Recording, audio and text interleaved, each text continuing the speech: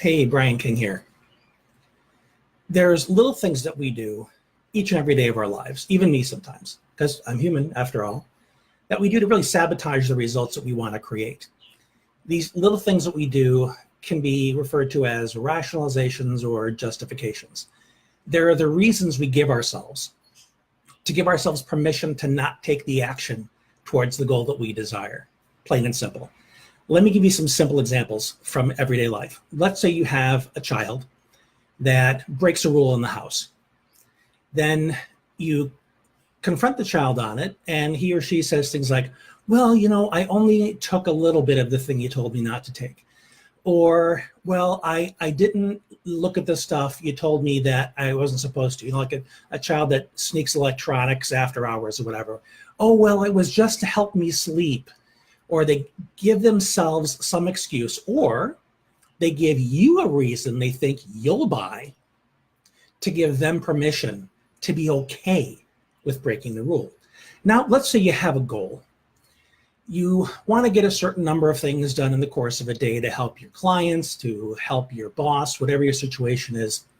And you could get it done, but you don't get it done. And the reasons you don't get it done are things like, well, maybe I can just start early tomorrow. Or, well, it wasn't as urgent as the boss made it out to be. And little reasons like that.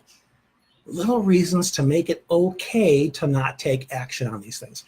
And this is a very human thing. This is nothing to beat yourself up about, but it is something to be very conscious of, because it's these little things that over time can erode your progress, like the river carving out the Grand Canyon. You don't necessarily see it right away, but it has this cumulative effect.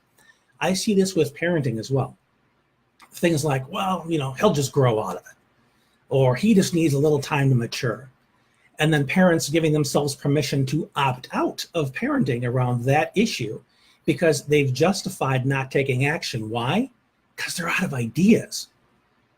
So they need that rationalization and justification to feel better about not knowing, when the real solution is to get some help, to learn from those who've been down that path before, to give you some guidance. Because even though maturity does allow for certain phases, I've seen kids at certain stages of their life gain self-awareness they didn't have before, gain the ability to reflect in ways they hadn't previously.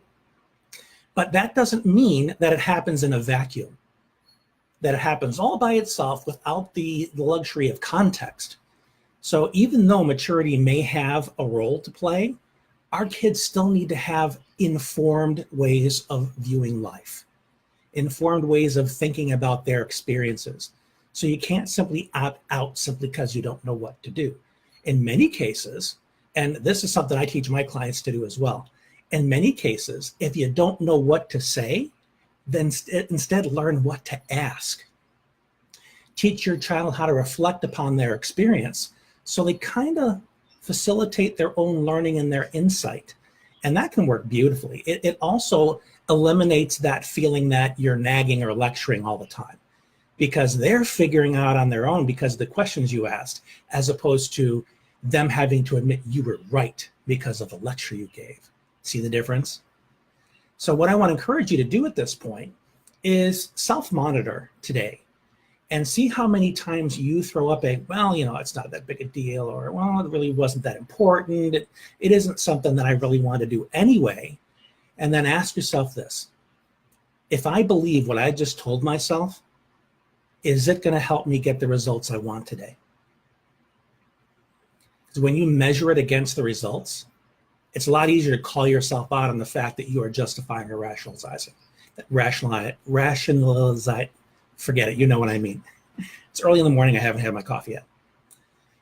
Basically, two forms of BS that you tell yourself all day long in order to get out of pushing yourself, of taking risks, of stretching yourself so that you can become the person that can achieve the results that you want. So have a listen to your thinking. Check in with me if you like. Let me know how this little exercise went. And if there's ever anything that I can do for you, let me know. I'm here to help. If there's anyone that can benefit from this message, please share it with them. Until next time, this has been Brian. Thanks for being you.